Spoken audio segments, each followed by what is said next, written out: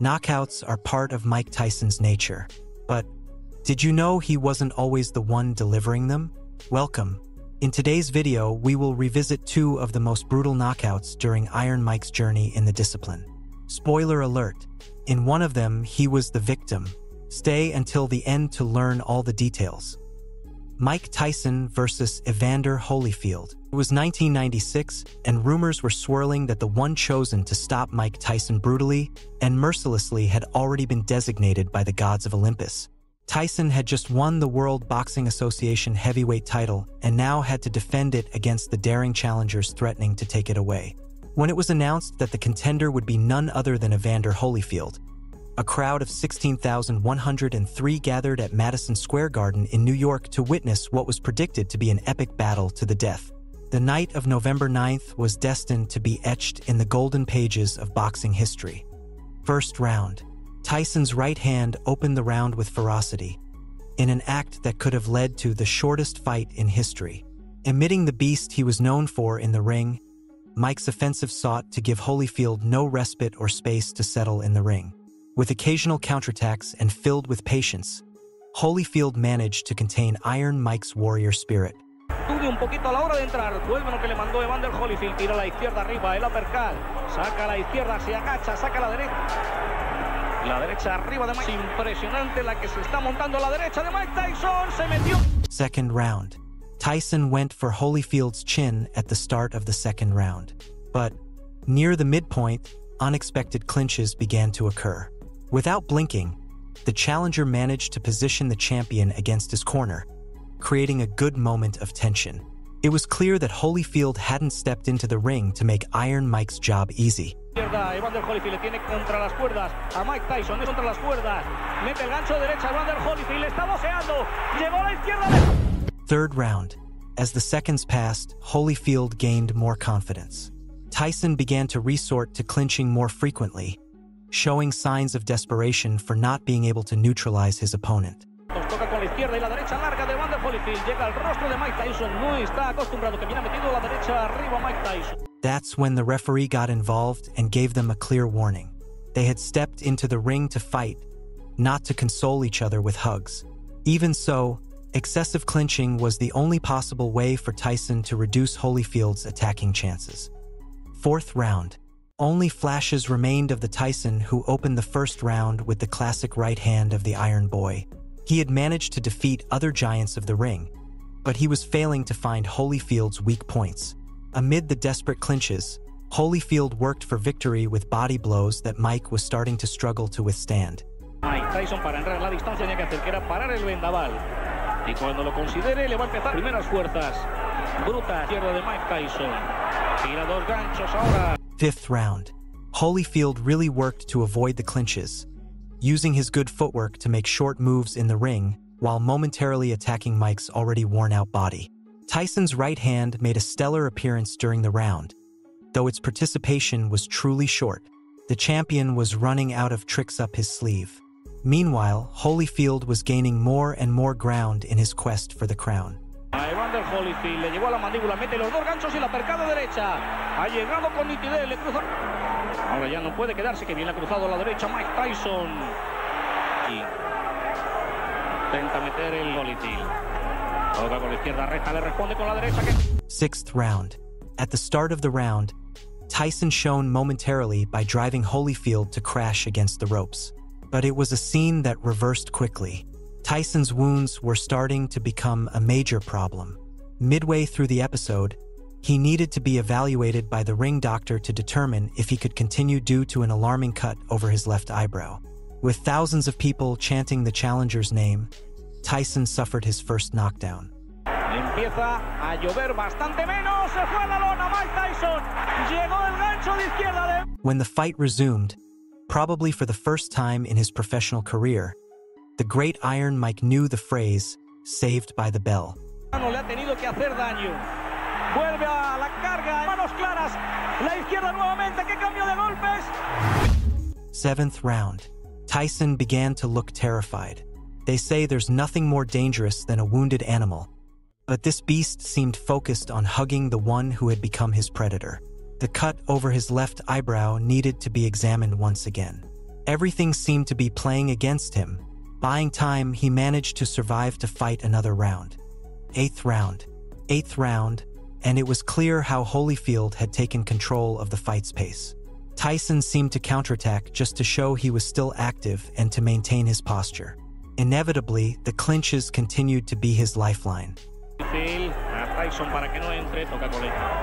Tira a la izquierda, y más indeciso, cada vez le cuesta más entrar en la distancia. Ahí se tragó una mano, saca 2 o 3 ganchos por fuera. Ninth round. The countdown for Tyson was starting, and he couldn't even imagine it. Holyfield was the predator getting tired of playing with his prey and eventually applied more pressure in his offense. Tyson was exhausted. His attacks were becoming less frequent. Arriba. Toca con el jab, Evander Holyfield, el gancho de izquierda abajo. El uppercut de derecha, Tyson. Llegó la mano, la sintió Evander Holyfield, toca con la izquierda, le cruza nuevamente la derecha el terror del... 10th round.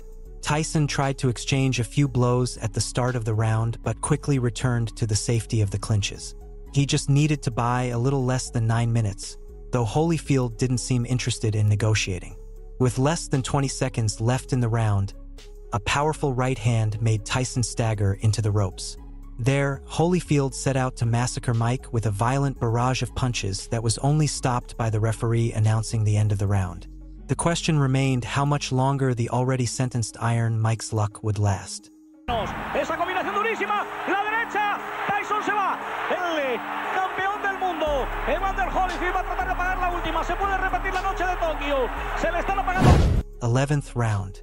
Holyfield had the job ready, he just needed to finish the paperwork. So, it took him less than a minute to complete what he had left unfinished in the previous round. With a powerful barrage of punches, he sent Tyson to the canvas, never to get up again. Llega la mano de Evander Holyfield, se va a ir a la... Mike Tyson, eso es mortal, mete la izquierda. Mike Tyson tiene nuevamente las luces apagadas contra las cuerdas. Mike Tyson versus Tyrell Biggs. Nearly 10 years earlier, Tyson's outlook was different. During '87, there wasn't a soul on earth that could stop the mighty Iron Mike in the honorable ring of combat. He was a true knockout machine, and proof of this is recorded in the golden pages of boxing history on October 16th. In the ring at Convention Hall in Atlantic City, New Jersey, Tyson faced Tyrell Biggs to stop him once and for all. It was his first defense of the International Boxing Federation heavyweight title, his third of the World Boxing Association heavyweight title, and his fourth of the World Boxing Council heavyweight title. With an impressive record of 31 victories, 27 of them by knockout, and no defeats, he didn't hesitate to step into the ring against Biggs's 15 victories, 10 of these by knockout. Once the opening bell rang, fate had already dealt its hand. First round. From the first second, Tyson showed great aggression in his offense. Chasing Biggs around the ring, he actively sought perfect opportunities to land good blows on his opponent's body. As he moved, Biggs's left hand stretched out to test Tyson's guard. Biggs's strategy was clear, not to face Tyson head-on.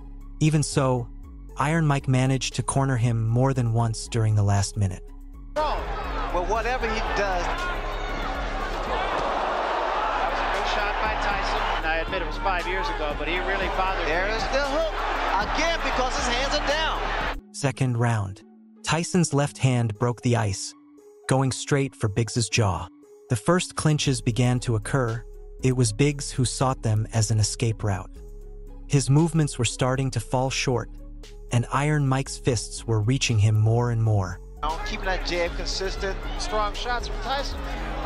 With 2 episodes of the fight officially concluded, Biggs still didn't seem to have any idea how to start working on his victory. During the last 30 seconds, this inability to neutralize Tyson's offense took its toll.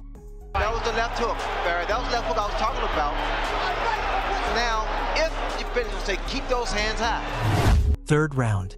Biggs stretched out his left hand to keep distance from the one who, second by second, was becoming his executioner. The height difference didn't seem to bother Tyson at all. He knew how to land his punches where necessary to work towards his victory. Biggs continued to move around the ring to avoid confrontations. Even so, he occasionally received a solid blow that inevitably hurt him a bit more. Fourth round. The positions in the ring were clear. Tyson was the predator stalking his prey, a completely reduced Tyrell Biggs. The time for brief exchanges arrived, where Tyson always had the last punch. Start those uppercuts. He took a big left hand there. 20 seconds before the end, Biggs was caught by a bomb straight to his jaw. A second deadly combination hit him shortly after. With time on his side, the giant Tyrell Biggs knew what it was like to be saved by the bell. 5th round. Immediately after the bell, Tyson's right hand traveled to Biggs, who received it with a clinch. Biggs feared close exchanges, so he stretched out his left hand to stay safe while continuing to move around the ring. More often, he resorted to clinching to buy time. When this strategy didn't work, he was harshly punished by Tyson's severe offense. It's a good education for the public because the fans... 6th round.